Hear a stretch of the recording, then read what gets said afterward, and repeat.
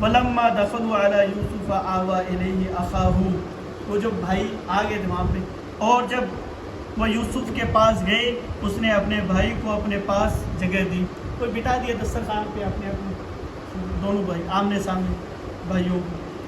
اب وہ بنیامین اکیلے بچ گئے تھے، وہ اکیلے بچ گئے تو ان کو بھائی کی یاد آ گئی، تو حضرت یوسف علیہ السلام قریب گئے، قریب جا کر کہنے لگے قال انی انا اخوک ولا تبتئس بما كانوا يعملون، اور کہا یقین جانیے میں ہی تیرا بھائی ہوں، تو جو کچھ کرتے ہو، تو جو کچھ کرتے ہیں وہ لوگ اس کا غم نہ کر، فکر مت کر بنیامین، میں ہی تیرا اصلی بھائی یوسف ہوں، اور یہ جو انہوں نے کیا اس کا غم نہ کر۔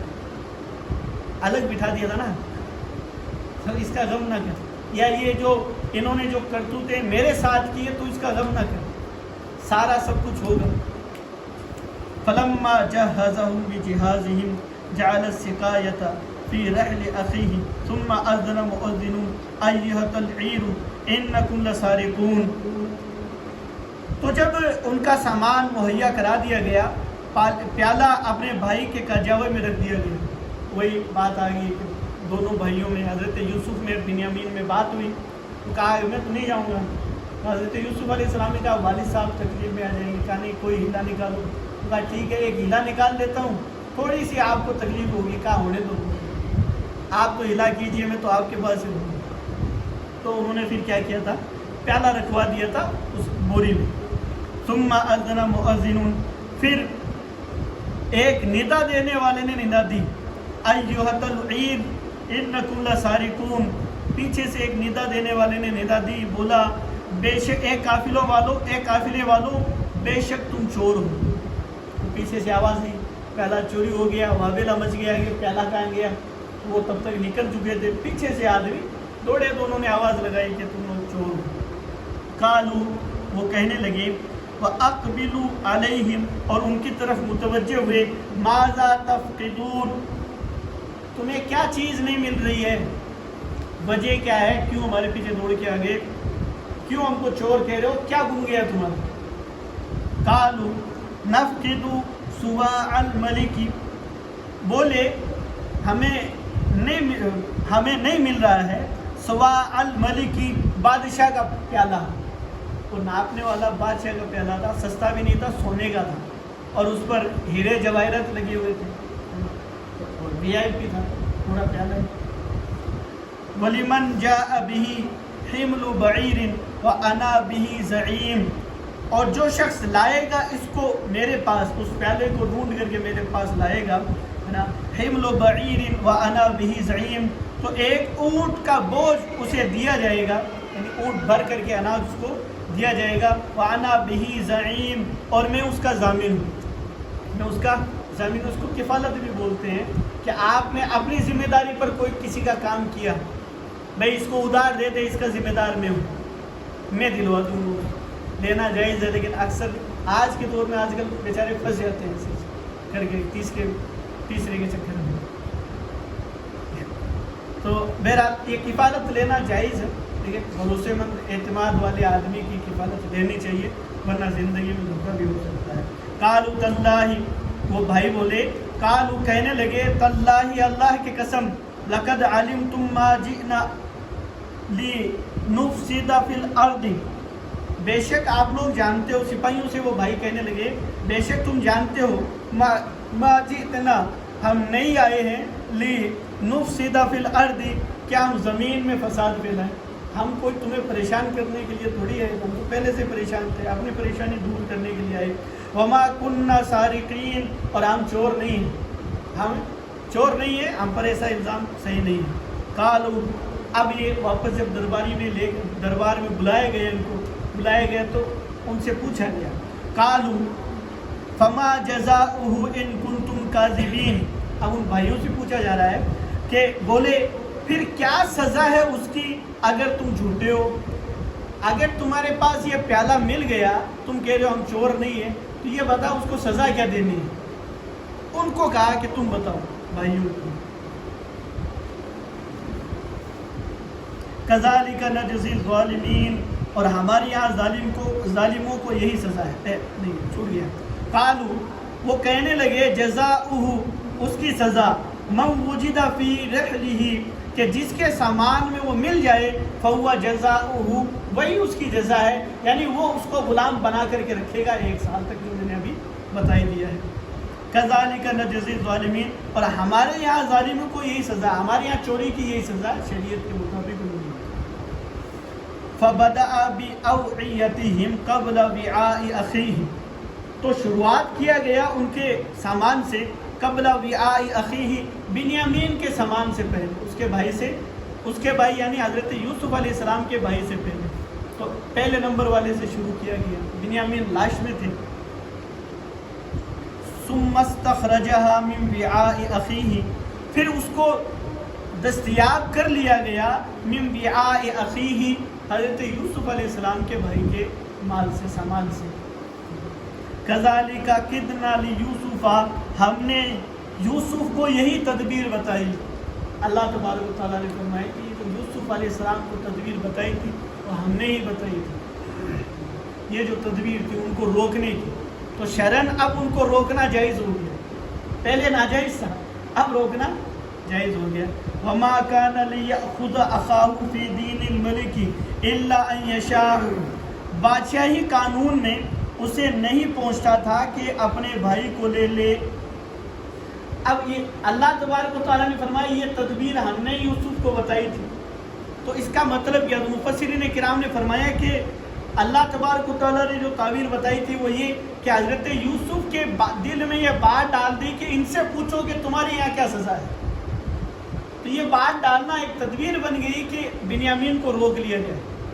تو انہوں نے کہہ دیا ہمارے یہاں چور کی سزا 1 سال غلام بن کر کے رہنا ہے، اب ان کی زبان سے کہہ دیا، تو حضرت یوسف علیہ السلام کی دل سے جب بات یہ ڈالی، انہوں نے سوال کیا، سوال کا جواب ملا، اب اس کا روکنا جائز ہو گیا۔ وما كان نرفع درجات من نشاء، اور ہم جسے چاہے درجوں بلند کرتے ہیں۔ یا حضرت یوسف علیہ السلام کے جو 10 بھائی تھے نا، وہ ایسے تھوڑی تھے معمولی بات، باقاعدہ عالم تھے، جانکار تھے، جاندار بھی تھے تو جانکار بھی تھے، عالم بھی تھے، تبھی نہ شریعت کی بات انہوں نے مسئلہ فوراً بتا دیا کہ ہمارے یہاں ایک غلام بن کر کے 1 سال رکھا جاتا ہے۔ تو اب اللہ تبارک و تعالیٰ نے فرمایا کہ نرفع درجات من نشاء، بھلے ہی یوسف کے بھائی بڑے ہوں گے لیکن آج حضرت یوسف کا ہم نے وہ درجہ عطا فرمایا کہ ان کے سامنے بھائی چھوٹے نظر آ رہے ہیں۔ وَفَوْقَ، اب اللہ تعالیٰ نے فرمایا وَفَوْقَ كُلِّ ذِي عِلْمٍ عَلِيمٍ، اور ہر علم والے سے اوپر ایک علم والا ہے، ہر علم والے سے اوپر ایک علم والا ہے۔ ادھر تو معرفت و تجوید پڑھ کے 10 مولویوں میں غلطی نکالنے کی کوشش کرتے ہیں، صاحب وہ مولوی غلط بول رہا ہے، وہ غلط، کیا بھائی تو نے ایسا کیا پڑھ لیا رے؟ تو کہا کہ معرفت و تجوید پڑھ لی ہے۔ کہتے ہیں یار کیا آپ نے علم کا شمرہ کرنا، سبحان اللہ۔ علماء کرام نے فرمایا کہ کائنات کا جتنا علم ہے سب کی انتہا محمد رسول اللہ ہے، سب علم وہاں جا کر کے ختم ہو جاتے ہیں، سب علم وہاں جا کر کے ختم ہو جاتے ہیں، اور سارے انبیاء کرام کا علم اللہ کی بارگاہ میں جا کر کے ختم ہو جاتے ہیں۔ اللہ کا علم سب سے بہتر، لا متنا، خیر متنا ہے، کوئی اس کی حد نہیں، اللہ کے علم کی کوئی حد نہیں۔ اب اگر کوئی یہ کہے کہ بھی عرش سے لے کر کے فرش تک ہر چیز کا علم میرے آقا کو ہے، تو دیکھو ایک چیز کی انتہا، غیر متناہی کیا کہتے ہیں، کسے کہتے ہیں؟ نہ جس کی ابتدا ہو نہ جس کی انتہا ہو، اسٹارٹنگ اور اینڈنگ، اس کے بیچ میں جو چیز ہوتی ہے وہ کہتے ہیں متناہی، لمیٹیڈ۔ ایک ہوتا ہے انلمیٹیڈ، جس کا کوئی کنارہ ہی نہ ہو، جس کا کوئی کنارہ نہ ہو، وہ صرف اور صرف پروردگار کا علم ہے، اللہ کا علم ہے، عقیدہ یاد رکھنا۔ اب اگر کوئی کہے کہ صاحب وہ کرسی عرش سے لے کر کے فرش تک کا علم میرے آقا کو دیا گیا، لوگ یہ کہتے تھے صاحب شرک ہے، شرک نہیں ہے۔ ارے وہاں ابتدا تو بتائی کہ مصطفیٰ کا علم عرش سے شروع ہوتا ہے فرش پر ختم ہو رہا ہے، یا فرش سے شروع ہوتا ہے عرش پر ختم ہوتا ہے، تو یہ تو 2 حدیں بتائی نا ہم نے۔ حضور علیہ الصلوۃ والسلام کو دنیا کی ابتدا سے لے کر کے دنیا کی انتہا تک کا علم ہے. تو اسٹارٹنگ اور اینڈنگ بتائی نا. تو جس کی اسٹارٹنگ اور اینڈنگ ہو وہ علم خدا والا نہیں ہوتا ہے. وہ تو خدا کا عطا کردہ ہوتا ہے. خدا کے علم کی نہ ابتدا ہے نہ انتہا ہے. دنیا جب سے شروع ہوئی جب تک رہے گی. دنیا کے بعد کیا ہوگا لاسٹ تک کا علم اللہ نے اپنے حبیب کو عطا فرمایا. تو یہ تو دو انتہا ہو گئی نا. ادھر سے کنارہ شروع ہوا اور وہاں آخر میں ختم. تو یہ کیا ہو گیا متناہی. اینڈنگ ہے اس کی ایک حد ہے. لیکن اللہ کے علم کی کوئی حد ہمارے اعتبار سے مصطفیٰ کے علم کی کوئی. تو آدمی کو اپنے علم پر اترانا نہیں چاہیے. علم پر نہیں اترانا. علم پر جو اتراتا ہے اللہ تبارک و تعالیٰ اس سے علم کی برکتیں چھین لیتا ہے. حضرت امام جعفر صادق رضی اللہ تعالیٰ فرماتے ہیں جو علم کی باتوں میں زیادہ نا لوگوں کو گیان دیتا نا, علم کی باتوں میں زیادہ لوگوں سے الجھتا ہے, اپنی برتری ظاہر کرتا ہے اور علم کے مسئلوں میں زبردستی الجھنے کی کوشش, اختلاف میں پڑھنے کی کوشش کرتا ہے. امام جعفر صادق رضی اللہ تعالیٰ فرماتے ہیں کہ اللہ تبارک و تعالیٰ اس کے دل میں نفاق پیدا کرتے ہیں. منافق ہوگا وہ شخص. منافق کیا ہوگا؟ اب تو منافق ہے نہیں. فرمایا کہ نفاق ایسے ہو جائے گا کہ وہ باتیں تو حلال حرام کی کرے گا لیکن جب اکیلا ہوگا نا اس کو تب یاد نہیں آئے گا حلال حرام کیا ہے. یہ منافق کی حرکتیں تھیں. جو حضور کے سامنے وہاں صحابہ کے سامنے ہوتے تھے نا بڑے با ادب, ہم جیسا شریعت پہ کوئی عمل کرنے والا ہی نہیں, اور جیسے ہی تنہائی میں پہنچی نا ان کے اندر کا شیطان باہر نکلتا. یہ منافقوں کی حرکتیں. اس لیے دین کی باتوں پہ زیادہ الجھنا نہیں چاہیے. فوق کل ذی علم علیم, ہر علم والے کے اوپر ایک علم والا ہے. یہ اللہ نے اس کو کوئی ہٹا نہیں سکتا. اس لیے اپنے علم پر جو اللہ نے آپ کو علم دیا اس رب کا فضل سمجھے اور کچھ نہیں. اللہ کا فضل ہے.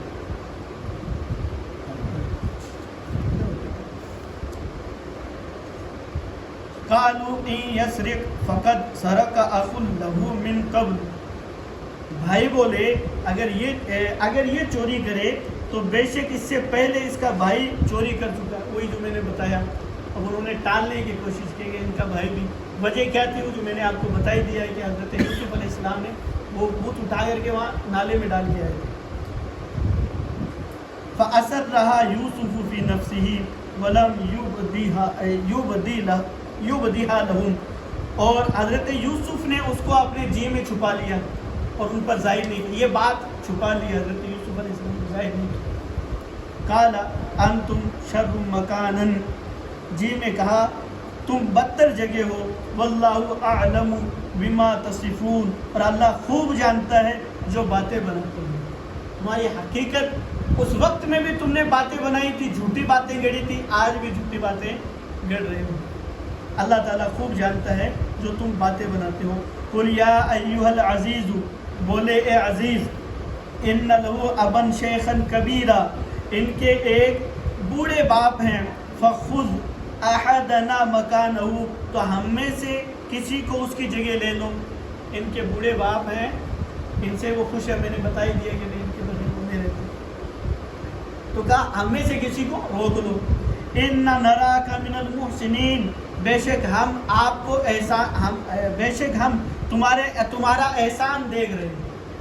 آپ تو اتنے محسن کرم فرما ہو, آپ کے اتنے احسانات ہیں. ایک احسان اور کر دو, بنیامین کو جانے دو, ہم میں سے کسی کو رکھ لو. قَالَ مَعَاذَ اللَّهِ, کہا اللہ کی پناہ. أَن نَأْخُذَ إِلَّا مَنْ وَجَدْنَا مَتَاعَنَا عِنْدَهُ, کہ میں بے شک نہیں لوں گا مگر اسی کو جس کے پاس ہمارا مال ملا ہے. جو مجرم ہے اسی کو تو سزا ہوگی. مال تو ان کے پاس ملا, تمہیں کیسے روکوں. إِنَّ إِذًا لَظَالِمُونَ, اور جب تمہیں ہم ظالم ہی ہوں گے. کسی دوسرے کو اگر روک لیا تب نہ ظلم ہوگا. جو مجرم ہے اس کو سزا ملنی چاہیے, آپ کو کیسے روک سکتا ہوں. بہرحال پھر وہی فیصلہ یہی ہوا کہ بنیامین کو روک لیا جائے گا. اب وہ بھائی آپس میں رستے میں مشورہ کرنے لگے کہ ہمیں کیا کرنا چاہیے کیا نہیں. وہ انشاءاللہ تبارک و تعالیٰ اگلے رکوع میں ہوگا. اللہ تبارک و تعالیٰ ہمیں قرآن سمجھنے کی توفیق عطا فرمائے. وما علینا الا البلاغ.